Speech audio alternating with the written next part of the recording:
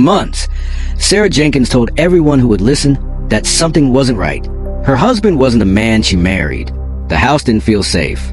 And she swore she was remembering things that no one else could. The problem? No one believed her. To friends and family, Sarah was unraveling. Paranoid, anxious, maybe even delusional. She spoke of voices in her head, flashes of blood, screams she couldn't place. Everyone told her she was imagining things, but she wasn't. And when police finally opened the trunk of her husband's car, the truth no one believed came spilling out. Sarah and Daniel Jenkins had been married for 5 years. To outsiders, they were picture perfect, a young, successful couple with a nice home in the suburbs. Daniel worked as a paramedic, always calm under pressure. Sarah was a freelance artist, quiet and kind-hearted. But 2 years into the marriage, things began to change. Sarah started having what she called dreams that didn't feel like dreams. They weren't nightmares. They were memories. Memories of dark rooms, of being held down, of Daniel whispering things she couldn't understand. When she confronted him, Daniel smiled and told her she'd been overworking. He suggested she see a therapist. And like any loving wife, she agreed, believing maybe it was all in her head. But therapy didn't help, because what she was experiencing wasn't a disorder. It was the truth trying to break through. Over the following months, Sarah's episodes grew worse. She'd wake up in strange places around the house. The basement, the garage, sometimes even outside. Daniel told her she was sleepwalking. He began recording her episodes, saying it was to help her doctor. Her friends drifted away. Her own mother stopped taking her calls. Everyone thought Sarah had lost her mind. But one night, while Daniel was on an overnight shift, Sarah found something that would change everything. She had gone looking for her sketchbook in the garage when she noticed a box tucked behind a tool cabinet. Inside were vials, medical tubing, and a small syringe case, all labeled with hospital tags. Her husband's hospital. At first, she didn't understand. Then she found a USB drive hidden inside.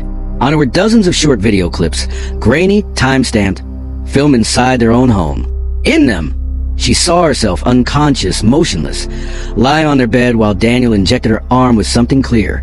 In the background, he whispered softly, "You won't remember this. You'll forget everything." Sarah dropped the drive. Her hands shook. Her heart raced. The hallucinations she'd been describing weren't delusions. They were memories. Fragments of what he'd done to her while she was sedated. Sarah ran to her neighbor's house, begging them to call the police. But when officers arrived, the box and the drive were gone. Dan had come home early, and everything had disappeared. The police chalked it up to stress and confusion. They filed a wellness report and left. Daniel hugged her that night, promising he'd take care of her. And she smiled, pretending to believe him, because she finally knew what she had to do. For 2 weeks, Sarah planned her escape. She documented everything, her injuries, her flashbacks, the missing items, and then she disappeared. When Daniel reported her missing, he told police she'd been mentally unstable, possibly suicidal. He said she'd left a note, though the handwriting didn't quite match hers. For days, there was no trace of Sarah Jenkins, until a traffic officer pulled Daniel over for a broken taillight. When he opened the trunk to check for spare bulbs, he found something strange, a black duffel bag, sealed tight with duct tape.